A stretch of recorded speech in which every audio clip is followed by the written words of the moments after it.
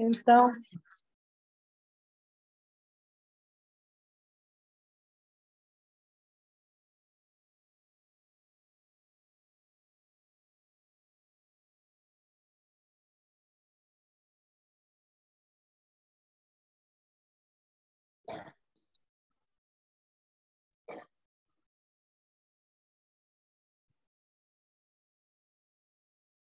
essa apresentação está sem som, mas em breve conseguiremos colocar som nela.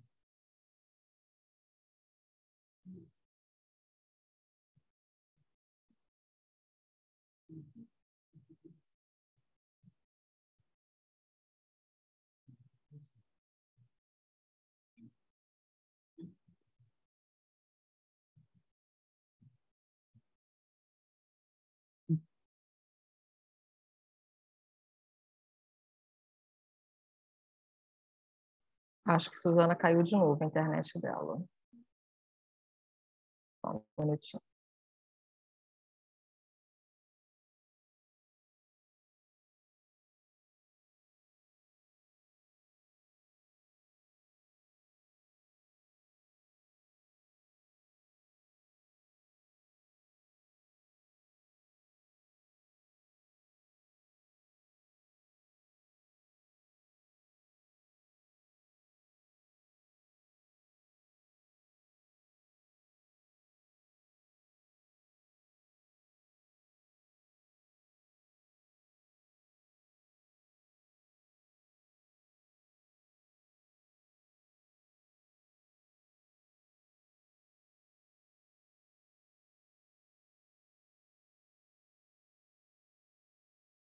Tatiana, você quer que eu comece?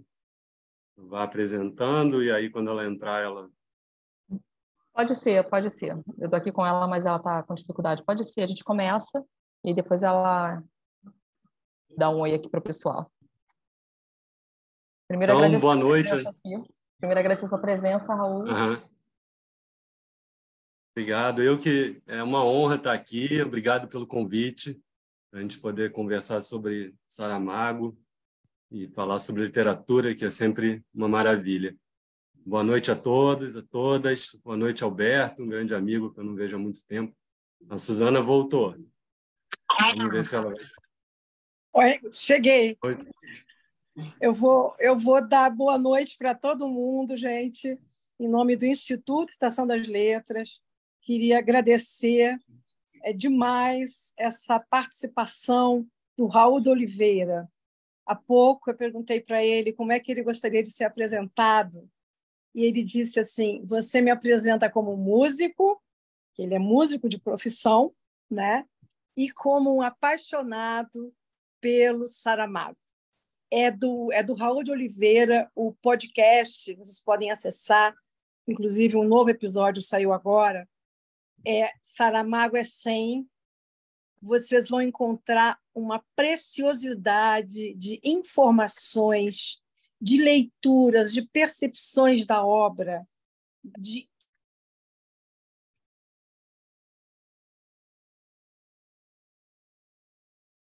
Congelou novamente, caiu. Tá. A gente segue.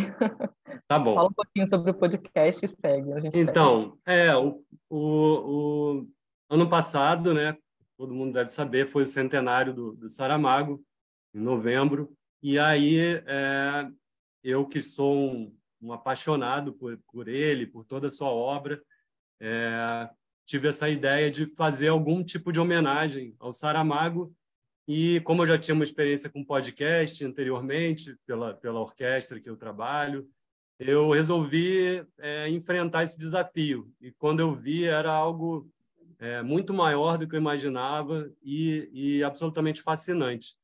Porque o Saramago é mais do que um autor consagrado como ele é, e a gente fica naqueles mesmos lugares comuns de que é o único prêmio Nobel de literatura em língua portuguesa, mas ele é muito mais do que isso. O Saramago, além da obra monumental que ele tem, né, com mais de 45 publicações, né, entre todos os estilos que vocês possam imaginar, romances, poemas, crônicas, contos, guias de viagem, peças de teatro, literatura infanto-juvenil, né, diários mesmo, pessoais. Então, o Saramago tem uma amplitude de bibliografia imensa. E ele é um escritor que a gente percebeu nesse momento do centenário como ele está presente, como ele é atual e como ele desperta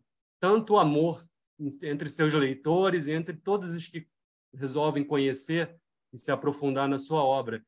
Teve um prêmio recente, um concurso de cartas para o Saramago, né? As melhores cartas de amor, como se o Saramago pudesse escrever uma carta para o Saramago hoje. E isso está na internet, no Instagram, está no site da Fundação José Saramago, os 3 vencedores, pessoas muito jovens. E é tão bonito ver esse amor que realmente existe. Por quê? Porque o Saramago não é só um escritor de qualidades inquestionáveis, não é só um escritor criativo, não é só um escritor que criou um universo próprio, que criou uma maneira de escrever, né, pessoal, que tem um estilo inconfundível. Ele não é só um escritor que traz temas absolutamente instigantes. Ele é um ser humano, como é o escritor. Então, o ser humano, que é o Saramago, humanista, sobretudo ele é um humanista.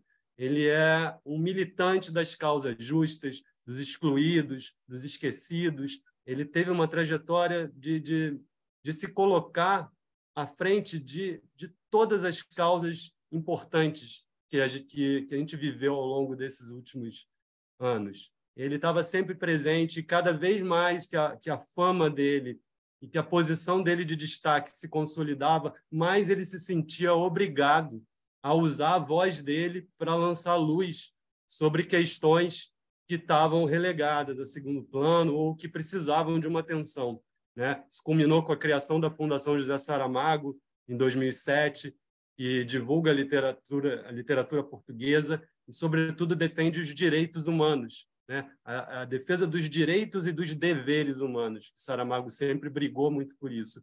E pelo meio ambiente. Isso são causas que ele já traz lá de longe. Então, você encontra esse ser humano, esse cidadão, na obra, né? Ele se confunde de uma maneira, e quanto mais você vai conhecendo, mais você vai se apaixonando por essa obra e entendendo a grande dimensão que tem a literatura de Saramago, como algo vivo, algo muito forte, né? Então, rapidamente, assim, o Saramago tem uma origem muito simples, né? Ele não fez o ensino superior, né? Ele fez um curso técnico de serralheria mecânica, chegou a trabalhar como tal, e embora hoje, né, em vida, ele tenha recebido, sei lá, mais de 50 doutoramentos honoris causa nas maiores universidades, né, do planeta, mas ele tem uma relação muito forte com o campo, com Azinhaga, onde os avós dele moravam, onde ele passava as férias, pessoas muito simples, camponeses, que ele, inclusive, no discurso do Nobel, ele se refere ao avô. Ele começa o discurso de premiação dizendo: o homem mais sábio que eu conheci na minha vida não sabia nem ler nem escrever, e era o avô dele, Jerônimo. E então Saramago vai construindo essa relação com a literatura de uma maneira muito bonita. Ele não tinha tanto acesso a livros, o acesso à leitura dele se deu nos ensinos fundamentais, e aí ele passou, numa determinada idade, a frequentar as bibliotecas públicas, a Biblioteca Pública de Galveias, em Lisboa, que ele ia à noite, e ele lia tudo que ele podia, né? Sem orientação. Lia e lia e lia e lia, e ele foi construindo essa estrutura, né? Saramago é um homem extremamente culto, que tinha uma paixão por todas as artes, e aí ele começa a carreira dele como escritor em 47, muito jovem, com um livro chamado Terra do Pecado, que era para se chamar Viúva, e por outras razões veio com esse nome, que ele mesmo não incluía na sua bibliografia. Ele considera uma obra de juventude, e aí ele parou muito tempo. Então, essa é uma das primeiras singularidades de Saramago. Ele ficou muito tempo sem publicar. Ele escreveu logo depois, Claraboia, que foi publicado somente póstumamente, também por outras razões que eu não vou entrar aqui, mas ele, enfim, casou, começou a vida dele civil, trabalhou como funcionário público em administrativo, até que ele, lá pelos anos 50, entra nos Estúdios Cor, que era uma editora, e passa a trabalhar na produção. E aí ele se reaproxima desse mundo das letras, ele passa a traduzir. Saramago é um grande tradutor, traduziu muitas e muitas obras, e passa a fazer críticas literárias, né? Isso nos anos 50. Aí, por volta dos anos 60, ele volta à escrita com publicações, com poemas, né? Os poemas possíveis, simples de provavelmente alegria.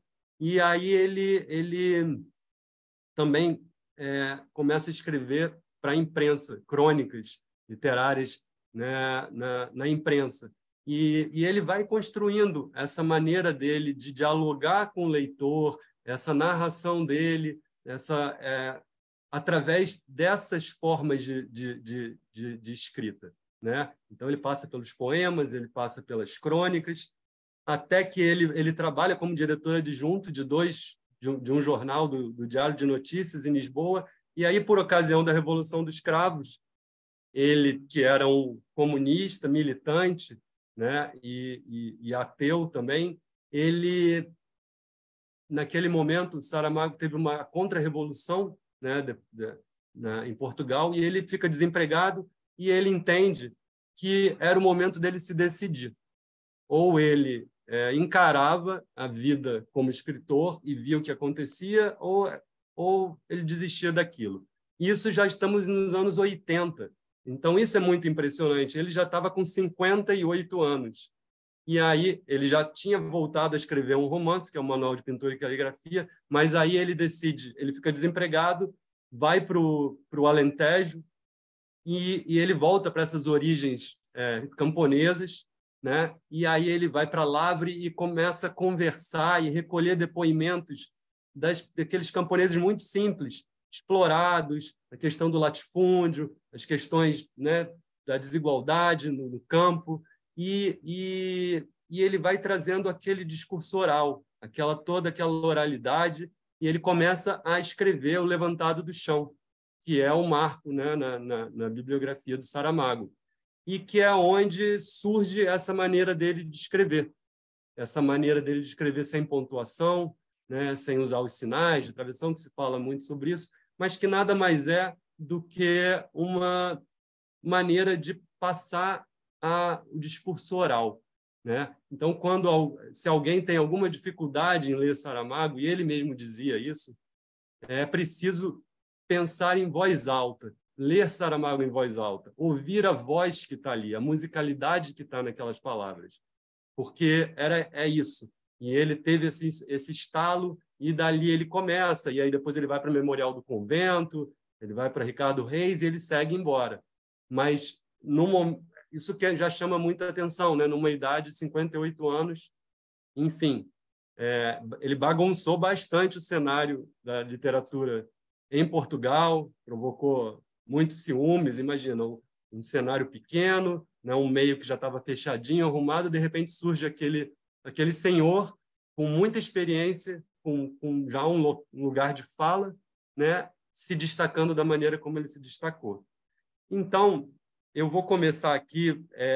Eu tive essa ideia do podcast e eu vou tentar fazer uma leitura guiada pensando em como funciona o podcast. Para quem já ouviu, já vai entender. Quem não ouviu vai ter uma visão geral. Porque a minha ideia foi ter como foco os romances, né, que são 18, os romances do Saramago, como linha, como fio condutor. E aí, em ordem cronológica. Então, o primeiro episódio é o primeiro romance, mas eu vou trazendo o contexto em que aquele livro foi produzido, quem era aquele Saramago e as visões, né? Não é simplesmente uma resenha ou uma leitura de trechos, né? Eu gosto muito de trazer a própria visão do Saramago da sua obra, porque algo que é muito rico e muito peculiar nesse escritor é que ele foi muito presente, ele se expôs muito, ele deu muitas entrevistas, muitas palestras, ele viajou o mundo inteiro várias vezes e ele escreveu diários. Então, por exemplo, nos Cadernos de Lanzarote, que ele começou a escrever depois do Evangelho segundo Jesus Cristo, quando ele se muda para as Ilhas Canárias, ele, por exemplo, ali tem registrado o processo de criação do ensaio sobre a cegueira, mas registrado a cada dia. Estou tentando aqui, primeira página, parei, tive essa ideia, pensei assim, né? Consegui, terminei o primeiro capítulo. Então, é de uma riqueza de material que fica fácil fazer esse trabalho, de ir mesclando essas informações e suscitando a vontade de ler, né? O objetivo é esse. E aí, o podcast já está no 14º episódio, e a primeira questão, quando a Suzana me convidou, foi qual livro? Falar sobre qual livro? E aí eu fiquei muito indeciso, né? Eu vou pedir aqui antes de... Não, vou começar aqui com a Tatiana, para ela colocar primeiro o texto, né? Porque é um texto do Homem Duplicado, lá mais para o final do livro, tá? Mas o Saramago, o narrador, está falando sobre uma questão do personagem principal, mas eu trouxe para cá porque foi a minha primeira dificuldade de tomar uma decisão. E aí o Saramago tem uma coisa muito, muito interessante, que ele vai abrindo capítulos, e tem muitos capítulos que as aberturas ele traz, né, uma maneira de narrar que ele vai como um grande sábio, né, falando sobre alguma parábola, uma imagem, né, dando uma espécie de conselho e com a ironia que é peculiar a ele, né? E aí ele vai entrando na história, mas ao mesmo tempo ele está tangenciando pela experiência de vida. Então é sempre muito interessante algumas aberturas de capítulo. Então esse primeiro texto que a Tatiana está colocando aí, ele abre esse capítulo do Homem Duplicado assim: ao contrário do que em geral se pensa, tomar uma decisão é uma das decisões mais fáceis desse mundo, como cabalmente se demonstra pelo fato de não fazermos mais nada que multiplicá-las ao longo de todo o santíssimo dia. Porém, e aí esbarramos com o busilis da questão, elas sempre nos vêm a posteriori com os seus problemazinhos particulares, ou, para que fiquemos a entender-nos, com os seus rabos por esfolar, sendo o primeiro deles o nosso grau de capacidade para mantê-las e o segundo, o nosso grau de vontade para realizá-las. Então, eu decidi pelo Homem Duplicado já há uma semana e fiquei com essa decisão e essa vontade de mudar. E se eu falo sobre um livro mais famoso, um livro mais divulgado, eu fico com o Homem Duplicado, que foi o último episódio, enfim. Essa foi a minha primeira decisão. Eu vou pedir para a Tatiana se ela consegue botar o áudio de abertura do podcast, só para a gente ter uma ilustração de como é que funciona, né, os episódios.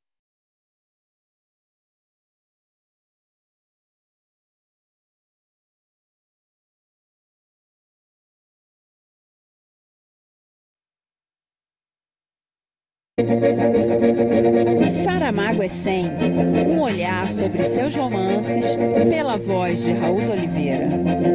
Salve, salve, queridos ouvintes! Saramago é 100 está de volta. E a partir de agora seguiremos com episódios mensais até agosto, quando completaremos essa jornada pela vida e obra do nosso mestre José Saramago. No último episódio, penetramos fundo na caverna para sairmos de lá com um novo reparar, ainda mais atento e sensível, levantados do chão, pela arte e pela ternura. Agora, vamos novamente em busca do outro através de seu 13º romance, O Homem Duplicado.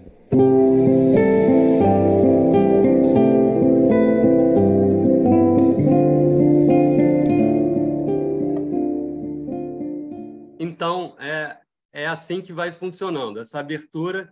E aí eu sempre eu falei, por exemplo, do último episódio, da caverna, que, por exemplo, Saramago é um dos poucos escritores que, logo após o Nobel, menos de 2 anos após, ele já apresenta A Caverna, que é uma obra-prima absolutamente fantástico e que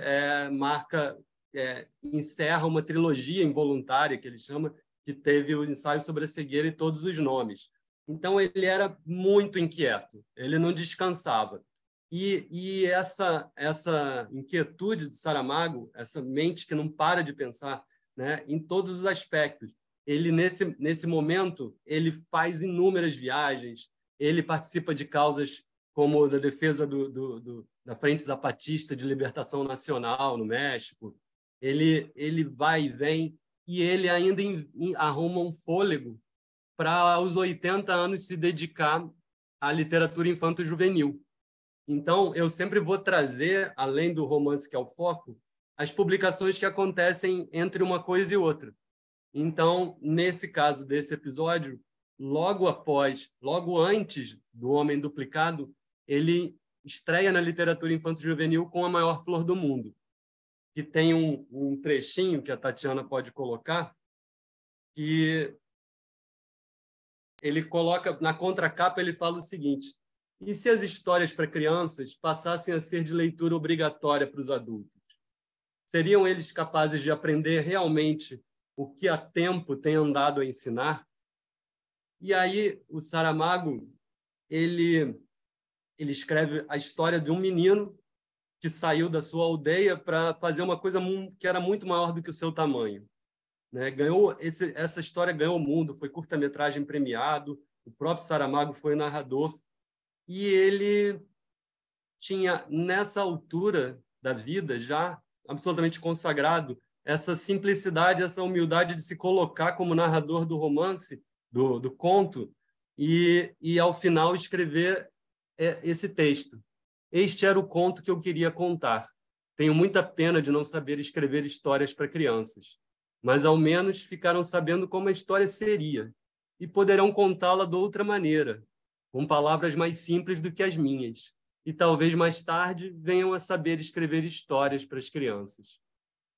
Então, é tudo muito, muito bonito, muito simbólico, né, no olhar do Saramago. E aí ele, dentro desse meu roteiro do podcast, ele vai caminhar, eu vou caminhar, então, para, de fato, o livro em questão, o romance em questão, que é O Homem Duplicado. E aí o Saramago ele vai seguir nesse livro debruçado sobre as condições e circunstâncias do homem contemporâneo, né? Com as questões, principalmente essa questão da identidade, mas dessa vez pelo viés da alteridade. Em todos os nomes ele falava já sobre a questão do outro, da identidade, da busca por si mesmo, né? E Saramago estava muito vivendo ativamente esse mundo caótico, que parece que não é que é o mesmo, né? Acho que piorou muito, mas já em 2002 era absolutamente caótico, cheio de intolerâncias, né? De guerras, de afastamentos, esse avanço da tecnologia uniformizando as relações, uniformizando as individualidades. Então, é disso que Saramago vai falar. O Homem Duplicado, basicamente, é um professor de história, né? Solteiro, em depressão, que um dia, vendo um filme, ainda à época videocassete, né, alugados em locadoras de vídeo, se depara com uma imagem de um figurante, um personagem secundário que é exatamente igual a ele. E isso é o mote do romance, né? Eu sempre gosto de trazer uns bastidores a partir desse livro aqui, deixa eu ver se eu acho, que é A Intuição da Ilha, que é um livro absolutamente sensacional para quem tem interesse em se aprofundar né, nesse bastidor da vida de Saramago. São memórias da Pilar del Rio, essa grande mulher, essa grande feminista, essa grande jornalista espanhola, que foi casada com Saramago e fazia as traduções simultaneamente para o espanhol, e é a presidenta da Fundação Saramago. E é aquela pessoa que você fala, só essa pessoa poderia ser casada com Saramago, porque eles faziam um casal realmente espetacular. E a Pilar traz muito do que estava acontecendo naquele momento que ele estava pensando em escrever esse livro. Então, ela traz que ele estava se barbeando, olhando para o espelho, e ele imaginou o que aconteceria se existisse alguém igual a nós, se a gente se deparasse com o outro, né? E esse olhar do outro sempre como uma questão de um afastamento do outro, de uma dificuldade do ser humano se aproximar um do outro, né? Naqueles dias e hoje, né? Então, ele passa a escrever essa história, que eu já dei um resumo. Aí, eu vou trazer sempre uns olhares dele, né, durante o podcast, e eu gosto sempre de colocar uma parte que é a epígrafe dedicatória. As epígrafes saramaguianas são absolutamente fundamentais. Ele brincava, dizendo que se você não tiver paciência para ler, leia a epígrafe, que está tudo ali. Basta ler a epígrafe do livro. E ele criava as epígrafes, muitas vezes, né? Ele ia consultar os livros dele, né? Às vezes Platão, outros filósofos, mas ele gostava de criar. Então, era uma brincadeira dele criar livros imaginários, como o livro dos conselhos, o livro das evidências, o livro das previsões, dos itinerários. E no Homem Duplicado, ele traz o livro dos contrários, com a seguinte epígrafe: o caos é uma ordem por decifrar. Então, esse vai ser um dos motes desse livro. E aí ele fala o seguinte: outro livro que eu quero mostrar para vocês, que é a consulta diária do podcast, que se chama As Palavras de Saramago, desse autor, que é o Fernando Gomes Aguilera, que foi presidente da Fundação César Manrique, em Lanzarote, e amigo pessoal do Saramago. O Saramago confiou ao Fernando muitos documentos. Quando ele estava em Lanzarote, muitas das cartas, dos documentos, antes da fundação existir, ele confiou ao Fernando. O Fernando organizou uma exposição, quando ele ainda era vivo, fascinante, que é dos sonhos, agora esqueci o nome exatamente, mas que ele fez uma cronobiografia, né? E aqui tem registrado por temas, por assuntos, política, mulher, obra própria, o que você imaginar, declarações do Saramago, de entrevistas com as fontes, quando ele fez aquela declaração. Então, tem uma aqui que ele diz, em 2007, ele falou: nessa história, no Homem Duplicado, o outro tem um significado que nunca antes teve. Atualmente, no mundo, entre eu e o outro, há distâncias. E essas distâncias não são possíveis de superar. E, por isso, cada vez menos o ser humano pode chegar a um acordo. A nossa vida é composta de uns 95% que são obras dos demais. No fundo, vivemos em um caos e não há uma ordem aparente que nos governe. Com esse livro, eu proponho ao leitor que investigue a ordem que há no caos. Então, daí a gente... eu vou partiria logo para a primeira página do livro. Eu vou pedir para a Tatiana colocar a outra página, que é a abertura do romance. Por que eu vou ler essa abertura? No podcast, eu sempre leio uma parte da abertura, porque o Saramago é um mestre nas aberturas. Ele dizia, né, que ele demorava muito para escrever as primeiras páginas, que dava muito trabalho. Bom, primeiro, Saramago tinha um trabalho de pesquisa fantástico. Ele não ia falar nada que ele não tivesse estudado muito antes. Isso para ele era o normal, era o básico. E aí ele levava muito tempo escrevendo esse primeiro capítulo, essas primeiras páginas. Só quando isso estava completamente resolvido para ele estava absolutamente satisfeito, que ele seguia com o romance. E ele tinha, isso aqui é interessante, já que a gente está aqui no Instituto Estação das Letras, e esse olhar do Saramago sobre a escrita. Ele não romantizava de maneira nenhuma a profissão, o fazer do escritor. Ele achava ele dizia que era um trabalho como outro qualquer, que ele sentava e tinha que escrever. Não existia essa questão de inspiração, não inspiração. A dificuldade com a página em branco.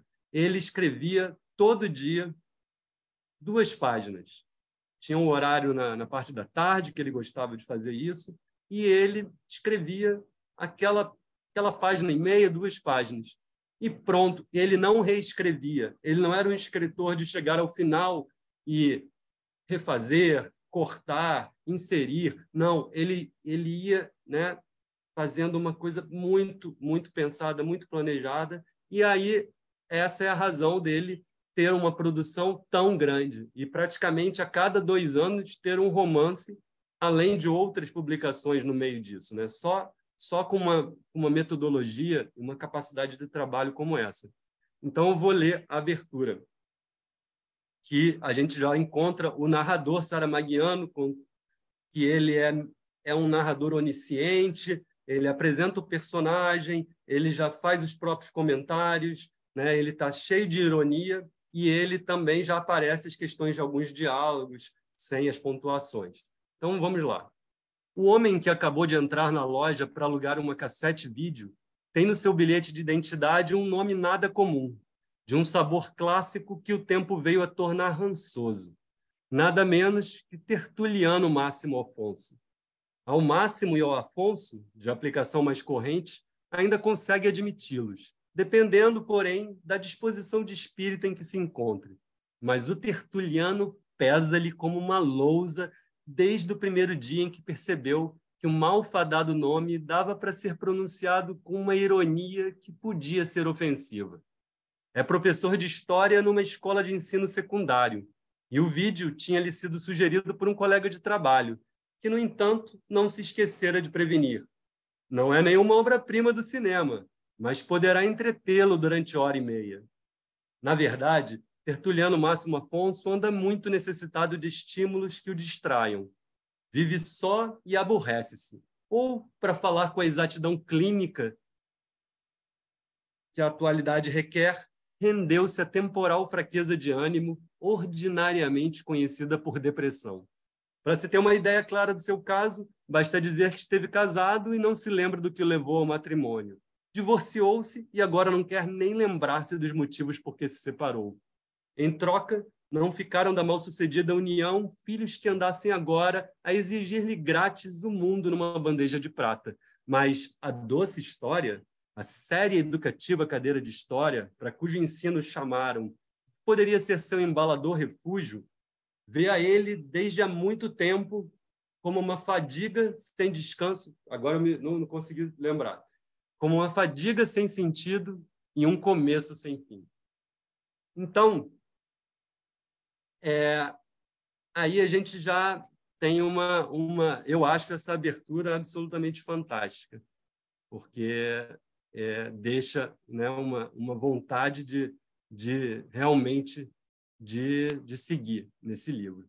E é muito teatral, né? Então, é aquilo que eu falei da voz, né? Essa questão de você ler realmente, ler em voz alta, entender as inflexões, né? A música que o Saramago coloca ali, né? Porque ele tem um burilamento, né, da palavra, um domínio da forma total. Então, às vezes, a gente se perde um pouco, né, numas frases mais longas, num certo barroquismo, assim, digamos, que ele tinha muito no início da carreira, né, nos primeiros livros, né, no Memorial do Convento, ainda, no Ricardo Reis, era um escritor muito barroco.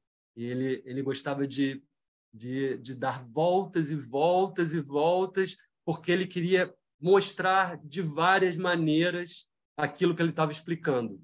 Ele achava que, na verdade, o barroco não era um excesso, era, na verdade, uma intenção de tentar chegar ao cerne da questão com as palavras mais simples possíveis. E aí ele ia dando umas voltas que a gente tem que acompanhar também esse percurso musical da escrita do Saramago. E logo depois, nesse texto, nessa abertura, tem um trechinho que eu botei aí com a Tatiana, que o Saramago vai... Eu até escolhi O Homem Duplicado também, porque aos 80 anos ele já tem muita liberdade, né? E ele tem um olhar panorâmico sobre a própria obra. E aí ele vai brincar com a metalinguagem e ele logo de cara começa a falar da própria obra e de outros personagens dele, né? Da literatura dele, que são também homens solitários como Tertuliano. E aí ele escreve assim: o que por aí mais se vê, a ponto de já não causar surpresa, é pessoas a sofrerem com paciência o miudinho escrutínio da solidão. Como foram no passado recente exemplos públicos, ainda que não especialmente notórios, e até em 2 casos de afortunado desenlace. Aquele pintor de retratos, de quem nunca chegamos a conhecer mais que a inicial do nome, aquele médico de clínica geral que voltou do exílio para morrer nos braços da pátria amada, aquele revisor de imprensa que expulsou uma verdade para plantar no seu lugar uma mentira, aquele funcionário subalterno do registro civil que fazia desaparecer certidões de óbito. Todos eles, por casualidade ou coincidência, formando parte do sexo masculino, mas nenhum que tivesse a desgraça de chamar-se Tertuliano. E isso terá de certo representado para eles uma impagável vantagem no que toca às relações com os próximos. Então, aí a gente tem o H, que é o pintor de retratos do Manual de Pintura e Caligrafia, o homem solitário que está em crise com a própria arte e querendo escrever sobre a pintura. É um livro fantástico também, que brinca com artes plásticas, com literatura. Aí depois ele traz o Ricardo Reis, o próprio Ricardo Reis, né? que é o médico de clínica geral que volta do exílio para Lisboa, né? E que Saramago teve a percepção de opa, Fernando Pessoa morreu, Alberto Caeiro já havia morrido quando Fernando Pessoa ainda estava vivo, mas os outros heterônimos não foram mortos. Então, eles estão vivos. E vou trazer para a literatura esse Ricardo Reis para Lisboa no ano em que Fernando Pessoa morre. Ele fica sabendo da morte e vai a Lisboa e se encontra com o fantasma de Pessoa, né? E é o ano de 1936. E aí Saramago vai trazer a história, vai fazer um olhar sobre aquele momento da Europa, né? Estava acontecendo. Depois ele fala aqui do revisor de imprensa, que é o Raimundo Silva, da História do Cerco de Lisboa, outro livro que tem a história como pano de fundo, né? O Cerco de Lisboa, lá em 1200. E o Raimundo Silva coloca um não, é um revisor de literatura e que resolve colocar um não quando os cruzados ajudaram os portugueses, né, a expulsarem os mouros. E ele coloca não ajudaram. o Raimundo Silva. E, a partir daí, ele brinca com essa questão da história, né? E, por último, ele fala do Senhor José, que é outro personagem emblemático de todos os nomes, que é o funcionário do registro civil que vai em busca do outro através dos arquivos da vida e da morte. Então, só você com uma obra, né, desse quilate, né, dessa altura, você pode colocar ela na sua própria literatura, no seu próprio texto. E o Saramago, a gente falou muito de história, né? História do Cerco de Lisboa, o Memorial do Convento, né? O próprio Levantado do Chão, que traça uma cronologia dos camponeses em Portugal por um século, da família dos Mau Tempo. Então, ele vai sempre buscando essa história como não é nem pano de fundo, mas como impulso para os questionamentos, esse olhar dele a partir do presente. Então, Saramago era entendia muito a história, como, por exemplo, o historiador Benedetto Croce falava que toda história é história contemporânea.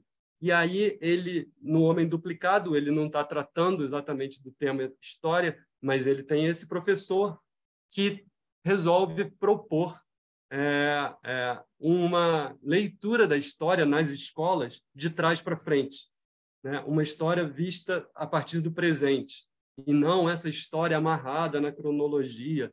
E ele sabe, né, que a nossa visão de história está sempre em transformação. E aí tem um outro trecho, não tem, Tatiana, que é o Tertuliano falando com o diretor da escola sobre essa questão da história.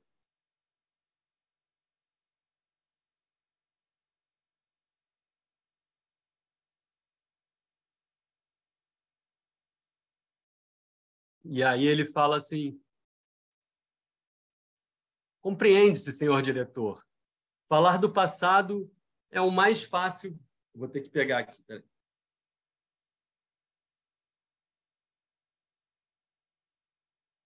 Compreende-se, senhor diretor. Falar do passado é o mais fácil que há. Está tudo escrito. É só repetir, papaguear, conferir pelos livros o que os alunos escrevam nos exercícios ou digam nas chamadas orais. Ao passo que falar de um presente que a cada minuto nos rebenta na cara, falar dele todos os dias do ano, ao mesmo tempo que se vai navegando pelo rio da história acima até as origens, ou lá perto, esforçar-nos por entender cada vez melhor a cadeia de acontecimentos que nos trouxe aonde estamos agora, isso é outro cantar, dá muito trabalho, exige constância na aplicação, há que manter sempre a corda tensa, sem quebra. Então, o Saramago ele vai colocando todas as visões dele de mundo e os pensamentos dentro dos próprios romances, né? E aí, nesse livro que tem as palavras dele, ele fala um pouquinho sobre isso, que é o seguinte: tudo que somos, herdamos e transformamos para passar aos outros. Nessa perspectiva, toda história é história contemporânea. A história não seria mais que a tentativa de introduzir coerência no caos dos fatos múltiplos de todos os dias. E aí tem muito esse olhar do caos que vai perpassando essa história do Homem Duplicado. E vou voltar para o romance. Então, o nosso personagem Tertuliano, após descobrir esse sósia, ele fica atônito, perplexo, e passa a viver em função de descobrir quem é essa pessoa. E aí, boa parte do início do livro, ele vai em busca dos contatos, de encontrar. E aí ele também tem muitos conflitos, muitas dúvidas se ele faz, se ele não faz, se ele abandona essa ideia. E aí o Saramago também faz uma brincadeira de uma conversa do protagonista com a sua consciência, que aqui ele chama de senso comum. E tem diálogos fantásticos do Tertuliano consigo mesmo, né? E é um recurso que ele usa anteriormente em Todos os Nomes, quando o senhor José conversa com o teto, né? A consciência é o teto. Então, ele, morava num quarto pequeno e ele deitava na cama e conversava. E a consciência de Tertuliano diz: deixa para lá, esquece isso. Você não precisava ter visto essa imagem. Esquece antes que isso te traga outras coisas. Mas ele, obviamente, a curiosidade fala mais alto, né? Ele vai em busca disso. E aí ele encontra o ator, que é Daniel Santa Clara, o nome artístico do cidadão Antônio Claro. A gente tem essa coisa do claro, né? Da oposição do duplo. E aí eles marcam um encontro, percebem aquela similaridade absurda, de mesmo corpo, mesmo gesto, mesma voz, chegando ao ponto de se despirem para comprovar ainda mais essa semelhança. E aí tem esse texto da contracapa, que também está aí, não sei se a Tatiana consegue botar, que é esse momento em que eles estão despidos, e é muito, muito, muito importante, muito legal como o Saramago descreve essa cena. Vocês estão conseguindo ver aí? Então, mais ou menos. Ele fala assim: olharam-se em silêncio, conscientes da total inutilidade de qualquer palavra que proferissem, presas de um sentimento confuso de humilhação e perda, como se a chocante conformidade de um tivesse roubado alguma coisa à identidade própria do outro. E é isso, né? Tertuliano, furtado em sua essência mais individual, descobre esse duplo, e mais do que isso, ele descobre que ele é o duplo, porque eles são idênticos em tudo, menos na hora do nascimento. Nascido 30 minutos antes, o ator é o original. E aí tem toda essa questão do erro, de se sentir errado, de como se vive com essa descoberta, né? Naturalmente, isso vai gerar um desenrolar imprevisível, né? Esse livro é absolutamente cinematográfico, né? Vocês devem saber que foi existe um filme um filme canadense, chama Enemy, que é baseado no livro. Houve uma disputa imensa pelos direitos autorais do Homem Duplicado, porque o cinema, né, e o teatro, mas o cinema enxergou logo as possibilidades que esse livro trazia, né? A coisa do ator, a coisa do duplo, e ele é um thriller. Na verdade, esse livro é um livro um pouco diferente de alguns livros de Saramago. Ele tem um ritmo realmente de cinema, tem um desfecho imprevisível, que eu não vou dizer, mas esses dois personagens, Tertuliano e Antônio Claro, também têm as suas vidas afetivas e seus relacionamentos. O ator é casado com Helena, que fica sabendo da história do duplo e entra numa espiral de paranoia e perturbação absurda. E o professor, nosso protagonista, Tertuliano, tem uma relação, um namoro, uma relação bem mal resolvida, instável, com Maria da Paz, que é uma bancária, e que ele, como solteirão, divorciado, fica enrolando, né? Se ele vai manter esse relacionamento ou não. E, obviamente, que esses casais vão se encontrar de alguma forma, né? Isso a gente falando de duplos, né? E aí, em determinado momento, né, o Saramago vai colocar na voz da Maria da Paz a epígrafe do livro. Como a gente está aqui nessa Semana das Mulheres, né, e Saramago tinha um entendimento muito especial da força das mulheres, né? Ele achava que o mundo tinha que começar de novo a partir das mulheres. E se ele se indignava de alguma forma com as mulheres, era porque ele achava que elas tinham que tomar o controle, porque ele entendia que as mulheres é que tinham a dimensão do humano. As mulheres é que entendiam de fato, né, conseguiam colocar ordem nesse caos.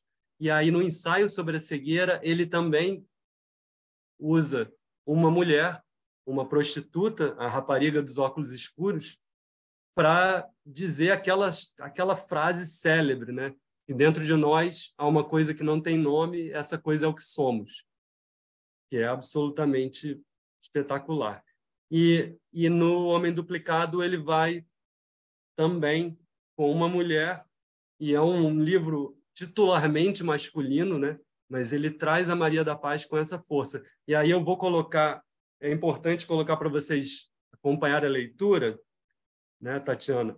Porque aí entra muito diálogo e entra essa escrita dele, né? Essa maneira, a forma, né? Sem os travessões, e aí a coisa da oralidade. Eu vou tentar ler aqui da melhor forma possível. No momento em que isso está acontecendo, no momento em que eles estão tendo uma discussão qualquer em casa, o Tertuliano e a Maria da Paz, e aí ele fala, vai fazer o café enquanto eu dou uma arrumação a este caos.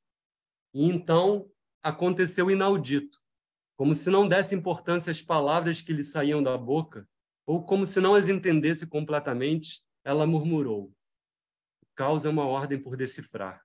Que foi que disseste? Perguntou o Tertuliano Máximo Afonso, que já tinha a lista dos nomes a salvo.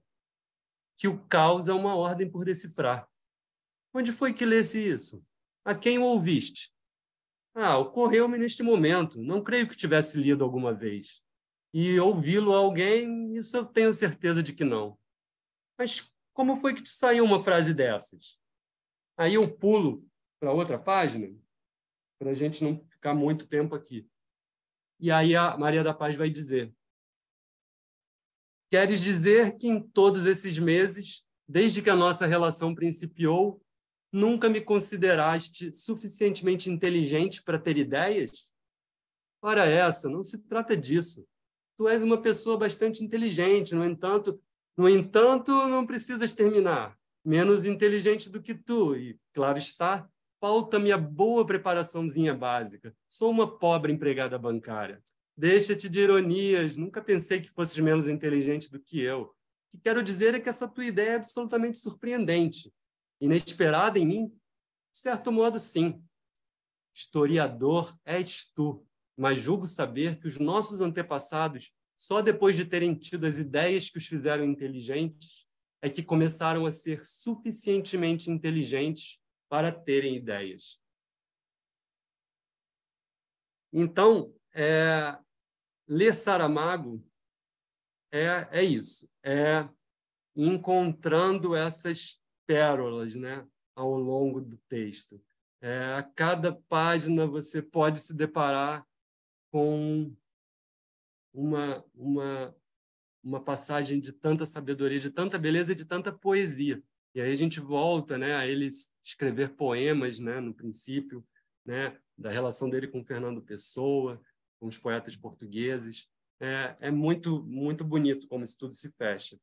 E aí o podcast vai seguindo dessa maneira, né? Daqui a pouco eu tenho que terminar aqui, né?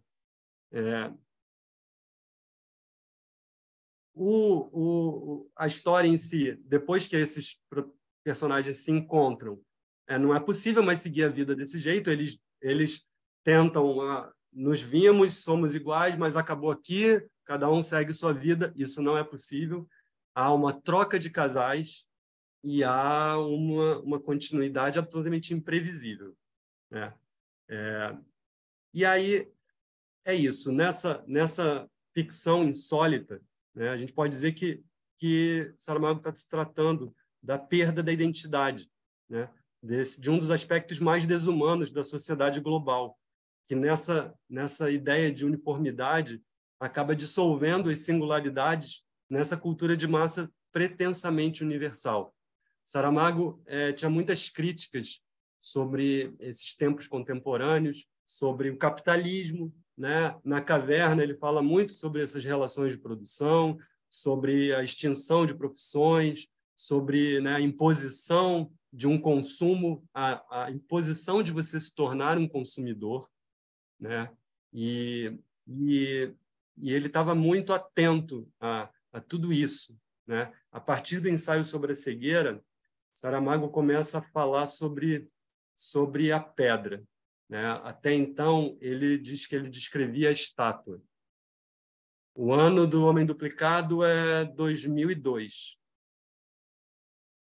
Ele estava descrevendo a estátua. E aí, a partir do ensaio sobre a cegueira, ele começa a descrever a pedra que vai formar, vai ser lapidada para virar a estátua. Então, ele vai para o interior do ser humano.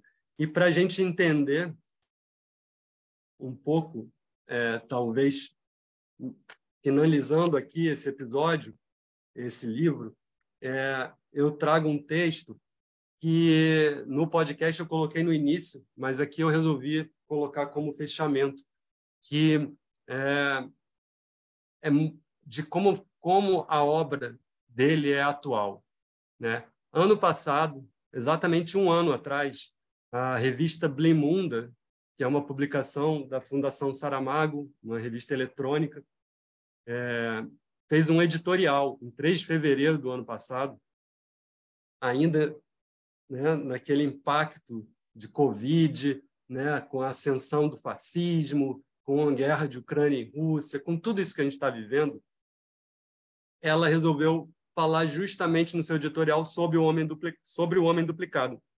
O título se chama O Outro do Outro e abre com uma fala do Saramago. O que, no fundo, eu quero tratar é o tema do outro. Se o outro é como eu e o outro tem todo o direito de ser como eu, pergunto-me, até que ponto eu quero que esse outro entre e usurpe o meu espaço? Isso ele falou em 2002, né, numa entrevista sobre esse livro. Como na maioria dos romances, há uma pergunta que sobrevoa a história. Mas, dessa vez, o escritor optou por contá-la como uma carga de suspense que aproxima a narrativa de um filme de ação. Passam 20 anos sobre o lançamento do Homem Duplicado. E a pergunta sobre o outro parece tão urgente como quando o livro foi publicado. Nos últimos tempos, em vários cantos do mundo, o discurso do ódio ao estrangeiro vem ganhando força. O outro é o culpado, é perigoso e não merece nada, pregam os líderes dos partidos de extrema-direita. O medo, a pobreza e o tempo de incertezas são combustível para que essas ideias xenófobas se espalhem. E, de repente, valores que pareciam consagrados estão sob ameaça. O que podemos fazer para combater esse retrocesso? A resposta é a defesa intransigente dos direitos e também dos deveres humanos, e o compromisso com os valores que, com muita luta, fomos capazes de construir nas últimas décadas. Nós somos o outro do outro, escreveu José Saramago. É uma ideia potente e revolucionária que pode guiar-nos nesses tempos escuros. O editorial termina assim. Essa fala dele, ela está impressa num dos degraus da Fundação Saramago, que tem muitos dizeres de Saramago, né, dentro da Fundação, e é esse nós somos o outro do outro. Nós precisamos enxergar o outro, né? Nós precisamos entender que para o outro, nós somos o outro. Então, nós não podemos ter esse olhar de ódio, de intransigência, de intolerância religiosa, né? Nós precisamos sair de nós para poder nos conhecermos. Como ele escreveu, né, no conto da Ilha Desconhecida, preciso sair da ilha para ver a ilha. E Saramago era assim absolutamente indignado com o mundo em que a gente vive, já naquela época. Eu acho que ele hoje estaria muito, muito mais indignado ainda. E ele tentou passar na sua obra esse pensamento, né? Aparentemente parece uma obra pessimista em alguns momentos, mas ele mesmo dizia que pode ser, mas o pessimismo é o que vai fazer a revolução. O pessimismo é o que vai fazer o levantar do chão. O otimista, ele, de certa forma, está acomodado, está bom assim, né?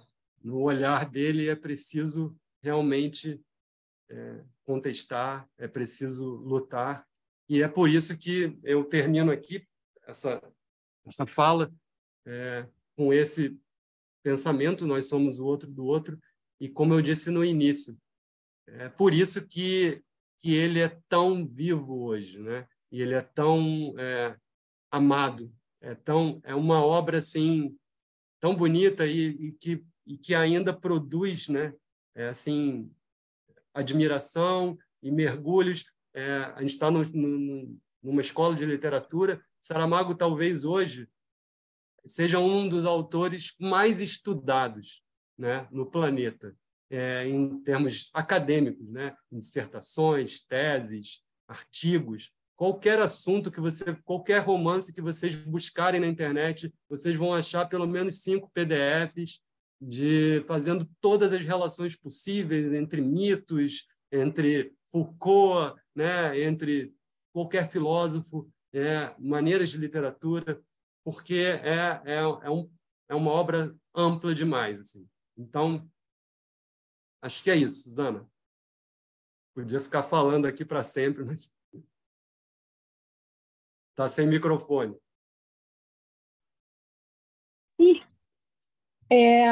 É uma maravilha ouvir você falar. E você tem uma voz tão bonita, que é aquela do podcast, é uma coisa muito agradável, e você lê muito bem, né?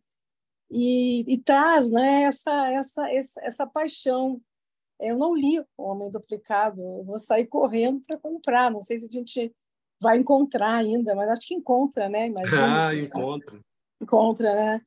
Eu não li. Toda a obra dele foi relançada, né, no ano passado, em novas edições, e Saramago é traduzido, eu não sei quantos idiomas existem no planeta, mas eu acho que são quase todos, né? Ele assim, é impressionante. Então...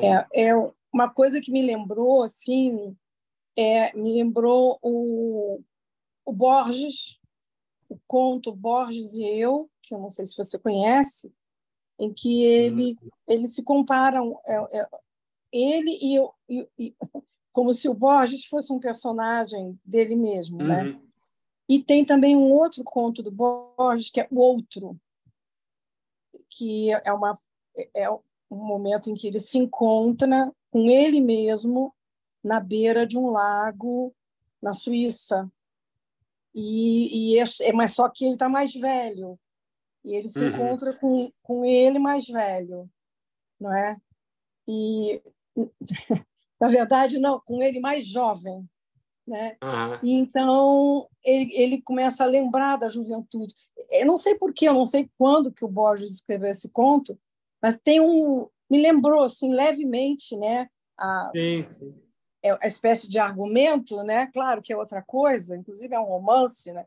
Mas assim me lembrou muito essa coisa do duplo, né? Que o Borges também faz muito, né? Ele trabalha muito com isso, né? Questão do outro, dos espelhos e tal. Eu fiquei pensando assim, quem influenciou quem? Ele com certeza leu muito Borges. Borges, né? Não, o Saramago leu muito Borges. Inclusive, no Ricardo Reis, ele coloca Borges lá pelo meio da história bastante. Então, acho que ele foi... Mas eu não li, né? Eu tenho muita coisa para ler. Agora, toda vez eu penso, nossa, cada vez tem mais coisa para ler, mais coisa para ler. E enquanto eu não terminar esse podcast, eu não consigo. Quando você me convidou, eu estava no computador escrevendo o roteiro do ensaio sobre a lucidez, que é um outro mergulho. Logo depois, para vocês terem uma ideia, logo depois desse livro, ele vem, 2 anos depois, ele vem com o ensaio sobre a lucidez, que vai questionar a democracia. E aí ele vai falar de voto em branco e vai falar desse controle do Estado, né? Do que aconteceria se não se elegesse mais um governo. E aí, é isso. Sabe o que me parece o teu podcast? aquele casaco que a Penélope vai tecendo, só que você não destrói o casaco para refazer, né? Que nem aquele mito, né? Que quando se refaz, né? Que de noite você desfaz o que fez durante o dia, né? Mas assim, um pouco isso, assim, né? Que é um alimento também. Eu acho que a literatura, ela não tem fim, né? Ela não tem fim. É uma maravilha. Agora, tem gente aí querendo falar. Eu acho que o Merria, Alberto Merria, fala, Merria. Oi, não, eu tinha que falar. Quer falar? Quero, porque eu não vejo o Raul faz muito tempo. O Raul Oi, Alberto. Oi, Raul, que prazer te ver e te ouvir. Tudo bom. Nossa, é muito lindo te ouvir falar sobre... Eu fiquei pensando que nós tocamos Piazzolla, né? Eu fiquei pensando assim, é ruim você tocar uma coisa que você não gosta, você deve ter uma experiência disso, mas a gente teve a experiência de tocar uma coisa que a gente amava. E o que me surpreendeu muito não foi só o teu conhecimento sobre Saramago, mas tua paixão, que eu acho que as coisas não vêm separadas, né? Eu acho que a gente a gente quer pegar, quer se afundar mais no negócio quando a gente gosta muito, que foi o caso eu fiquei pensando no nosso trabalho lá do Piazzolla, que a gente afundou naquilo porque a gente amava muito, e você fez a mesma coisa com me surpreendeu muito o teu conhecimento, mas mais ainda a tua paixão, assim, porque se nota. Porque se nota. Obrigado. Né? E, assim, só... Fala.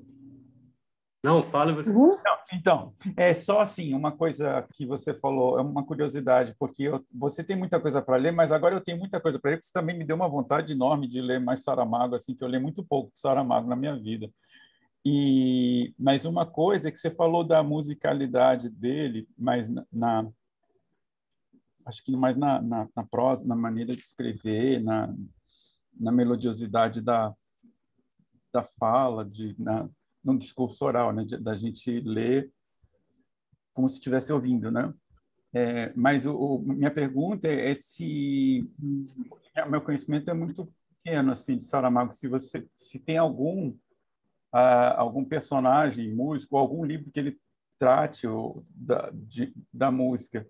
Você falou lá no Claraboia que tinha aquelas personagens que escutavam, né, a vitrola, não me lembro, acho que era Beethoven. Beethoven, né?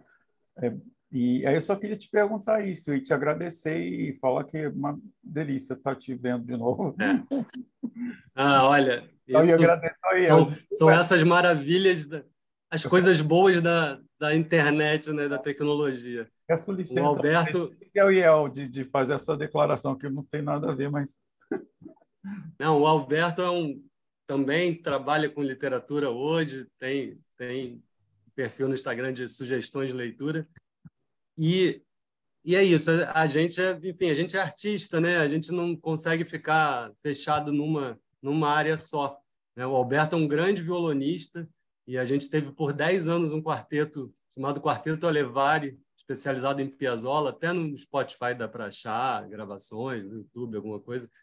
E aí a gente mergulhou aí nos shows. O Alberto, quando estava, ele falava. Depois, quando o Alberto deixou o grupo, eu contava as histórias por trás das composições que eu aprendi com ele, né? Porque é muito bacana. E o Saramago, Alberto, ele amava música, né? Ele escrevia com música erudita, principalmente ópera. Ele adorava Mozart. Então, ele tem, por exemplo, uma peça de teatro que chama Don Giovanni, ou de Dissoluto Absolvido. Ele pega a história do Don Giovanni. Alguns livros dele foram musicados, viraram ópera, por um compositor italiano chamado Asio Corgi, que é fã dele e resolveu fazer essa brincadeira. Então, o Memorial do Convento, né, virou Blimunda. E é uma ópera, foi estreada até na Itália. Depois teve a Divara, que eu acho que era baseado no In Nomine Dei, né, que é uma outra peça de teatro dele. E, obviamente, a gente não pode deixar de falar das intermitências da morte, que o protagonista é um violoncelista, né? A morte é protagonista e ela vai se apaixonar por aquele violoncelista, que está estudando, que é um músico de orquestra, o chefe do naipe, o espala do naipe de violoncelos, mas que sonhava em ser um solista, né? Um camerista, um solista de verdade. E ele fica estudando a suíte número 6 de Bach. Então, o livro tem esse percurso da suíte 6 e a morte absolutamente ela ia entregar a carta violeta para esse músico, que é a carta em que você fica sabendo que vai morrer, porque naquele lugar, em um determinado momento, as pessoas param de morrer, como se a morte tivesse entrado em greve, e vamos ver o que acontece se ninguém mais morrer, né? E acontece um outro tipo de caos. Mas depois ela volta como mulher e ela vai entregar esse bilhete e ela não consegue, ela se apaixona, ela tem uma relação de amor com o violoncelista. E é isso, vale a pena. Quem mais quer perguntar, gente? Obrigado, Vamos lá. Olha, vocês estão vendo que esse homem aí é um tesouro, tá? O Saramago é assim, ele conhece absolutamente tudo, tá? Quem vai? Então, Não eu não estou vendo, como eu estou no celular, que eu tive problema de conexão, eu não consigo ver. Aí, ó, a Patrícia disse assim, ó, mais um livro para eu comprar. Adorei, Patrícia. As intermitências estão aqui. E a epígrafe, e o mais extraordinário é porque isso é muito surpreendente, né? Eu falei que ele vem com um ensaio sobre a lucidez 2 anos depois do Homem Duplicado, e 1 ano depois ele vem com a intermitência da morte. Isso ele já estava com 83, mas ele realmente estava... ele diz o seguinte, quando ele fez aquele hiato, que ele não escreveu, que ele parou lá aos 27 anos e foi publicar um novo romance quase 30 anos depois, ele diz que ele não tinha nada para dizer.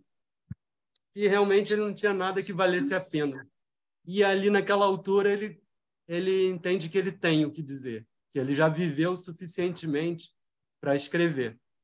E a sensação é de que, nesse final, né, da vida dele, ele tinha uma urgência em dizer aquelas coisas que ele precisava dizer e que ele sabia que talvez ele não tivesse tempo para isso. E aí vem, você falou, né, Suzana, da Viagem do Elefante, você gosta eu muito. pensei, né? Adoro. E ele entrou em coma no meio da escrita do livro, e ele diz que ele, no coma, ele via os elefantes, e ele saiu do coma porque ele sabia que ele tinha que escrever aquele livro, ele tinha que continuar, ele não podia não continuar. Ele não podia morrer simplesmente. E aí ele termina, lança o livro, viaja pelo mundo, nas condições de saúde que ele já estava. Ele vai a São Paulo, né? E Saramago tinha uma coisa que a gente está aqui entre nós, mas eu acho que ele ia amar isso aqui, né? Ele ia adorar poder conversar com os leitores, né? Não tô no quem sou eu, mas isso já é um barato, né? E ele adorava isso. Ele dizia que que ele só tinha sentido ser escritor, ele só se entendia como escritor quando ele sabia que ele tinha leitores.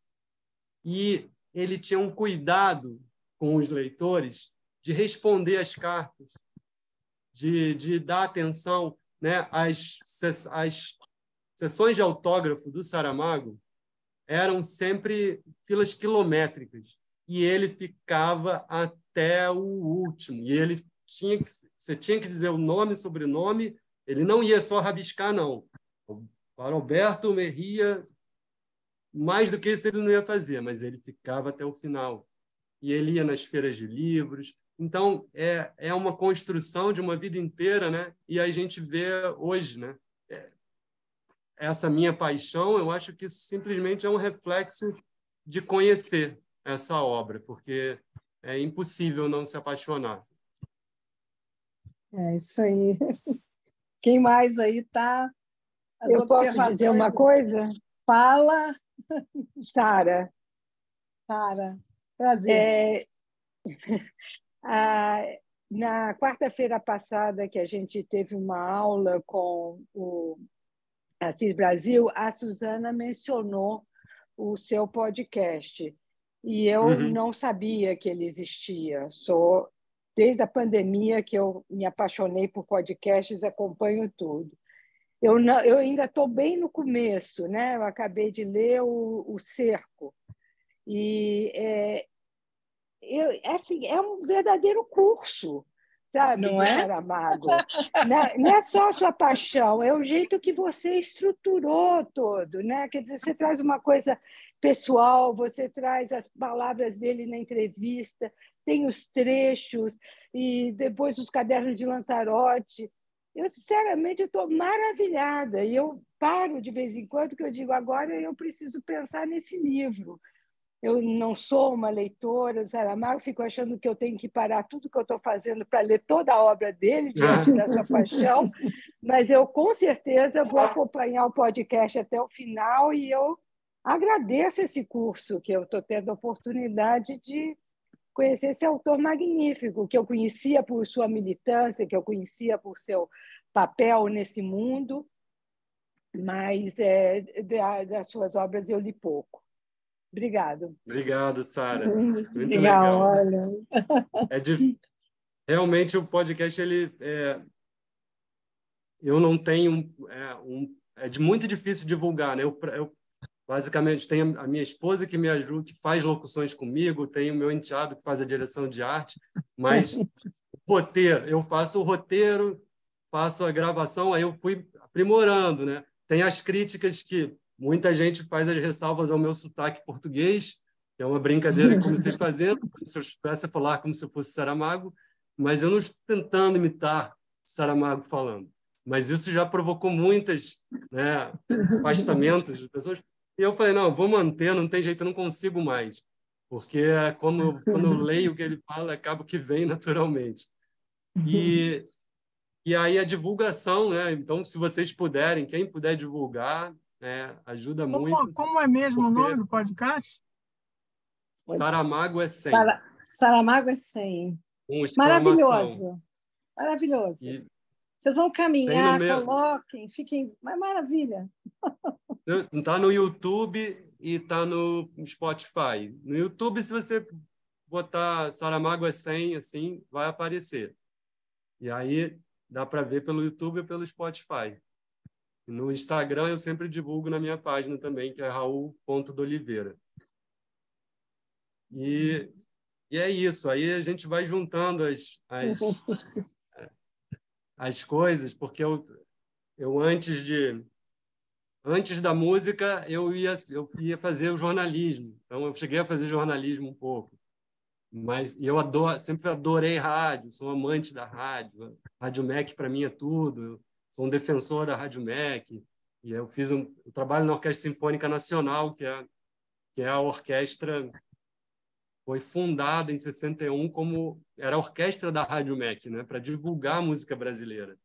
Então, eu tenho essa ligação com a rádio. Aí, enfim, foi juntando, aí entra a música, né? Entra o clima, e assim a gente vai costurando desse jeito, né?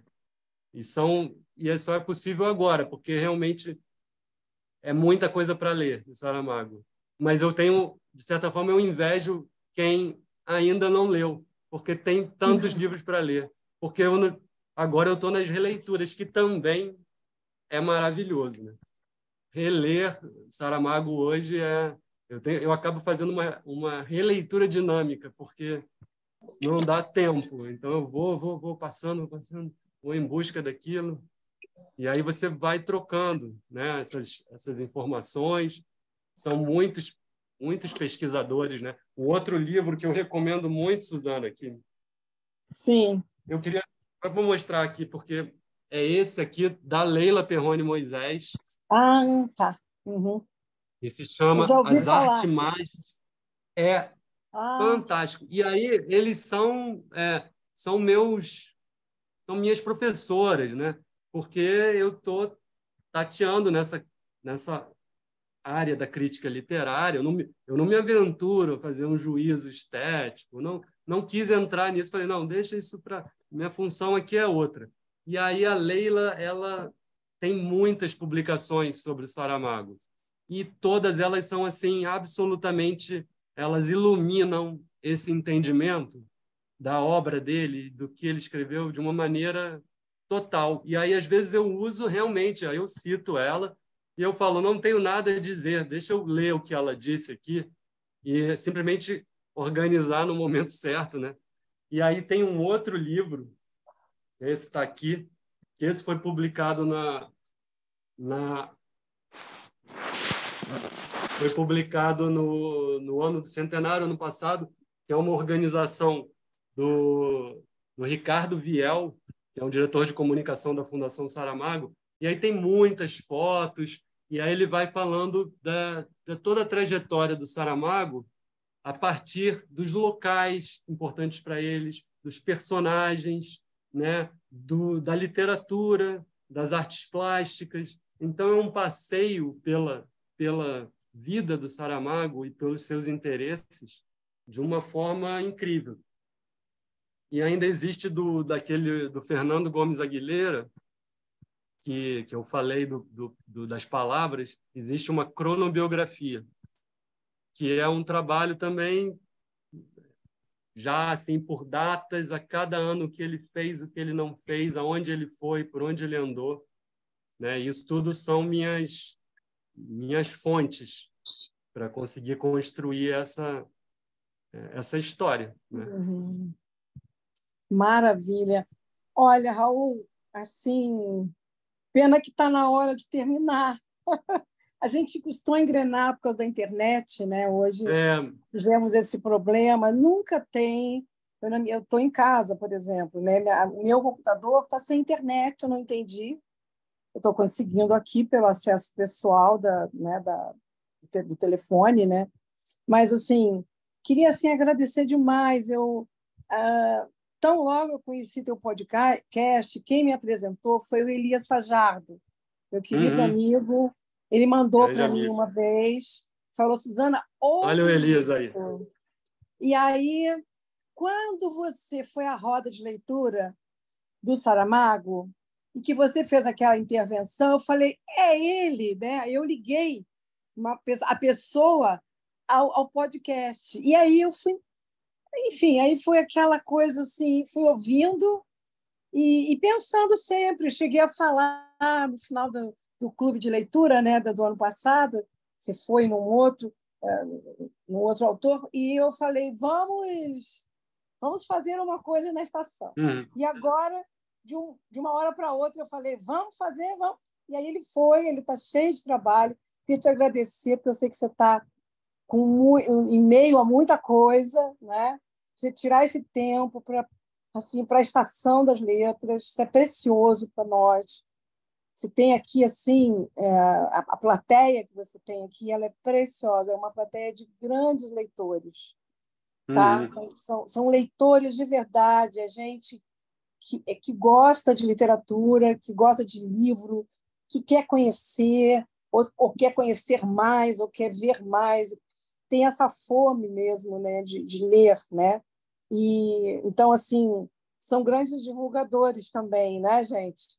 É ou não é? Fala aí para ele. Eu não estou vendo as pessoas todas, não estou conseguindo. É muito chato esse negócio de celular, né? Eu nunca faço.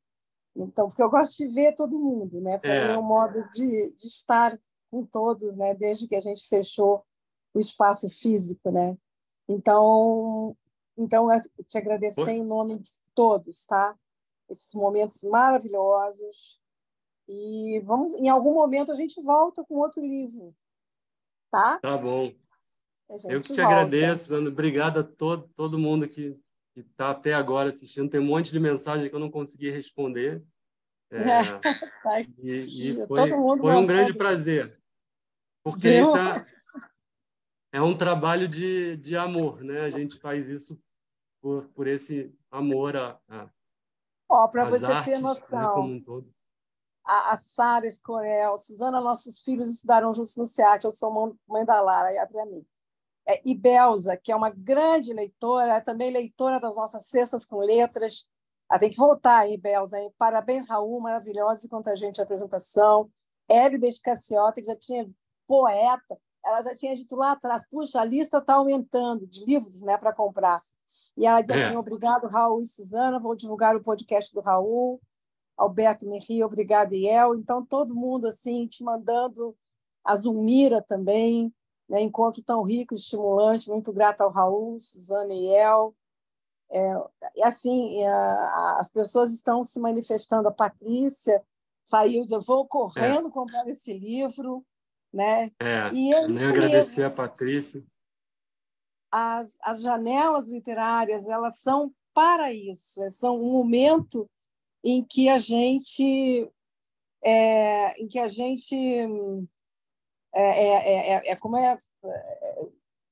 traz a literatura para a cena com esse intuito mesmo de divulgar, de levar as pessoas a ler mais, né? Saiam correndo para comprar o livro. Eu acho maravilhoso quando alguém diz assim, mesmo que a pessoa tenha aquele impulso e não vá, mas ela ficou contagiada e aquilo. Porque essa volta, né, Suzana, é muito é o que move, né? Eu tenho o que move, poucos ouvintes, mas eu tenho alguns ouvintes que me dão um retorno sempre. E aí é exatamente isso de pessoas, grandes leitores também, que comprei o Evangelho, tenho que ler todos os nomes. Às vezes eu dou de presente, eu adoro ir em sebo, adoro comprar livro. Então, quando eu encontro alguém, agora eu dou livro de Saramago, não adianta.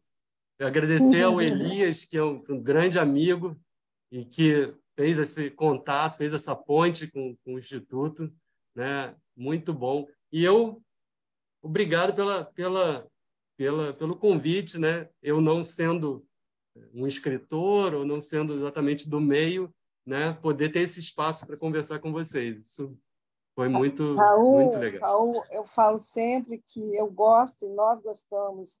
Eu gosto antes dos especialistas ou dos doutores que acham incríveis, né? Incríveis com o seu trabalho. Eu gosto de leitores apaixonados, que são esses leitores apaixonados que fazem isso que você fez aqui, que levam as pessoas a sair buscar o livro, que levam as pessoas a ler mais. Às vezes, um técnico fica tão, às vezes, preso à técnica, à necessidade de... Às vezes, é uma necessidade mesmo que a pessoa estuda, pesquisa, e ela quer mostrar o trabalho. Isso é humano e é legítimo, né? Mas, assim, nem sempre determinadas informações tão técnicas levam uma pessoa a ler quanto um leitor apaixonado. Tá? Então, você é esse leitor apaixonado. Tá? Obrigada, em nome de todos. E última coisa, se alguém, aqui eu abro aqui esse espaço para depois, se alguém quiser receber as divulgações de maneira mais pessoal, assim, eu tenho uma lista de transmissão pelo WhatsApp, não é grupo. Se alguém quiser passar para a Suzana o contato me encaminhar, porque eu sempre, agora é mensal o podcast, mas de vez em quando eu coloco alguma coisa, eu sempre faço vídeos, né, de divulgação antes de cada episódio, e aí fica sempre o link ali, fica mais fácil de acessar. Eu estou colocando também na página do IEL, viu? E as pessoas também vão receber, mas se quiserem fazer a lista, passem para mim, eu passo para o Raul. É para isso que nós estamos aqui. É para divulgar o trabalho dele também, sabe? É um trabalho maravilhoso que merece toda a divulgação, toda. Os professores de literatura tinham que também ter esse podcast, notícias desse podcast, para todos, tá? Gente, obrigada. Boa noite a todos. Obrigada aí, obrigada, Tatiana. Obrigada, Tatiana. Que está dando tchauzinho. Um beijo. Eu vou ter que fazer assim, mas eu não sei para quantos. Eu sei que tem 19, 15 pessoas que já estão saindo. Boa noite. Tá bom? Tchau. Beijo aí. Tchau.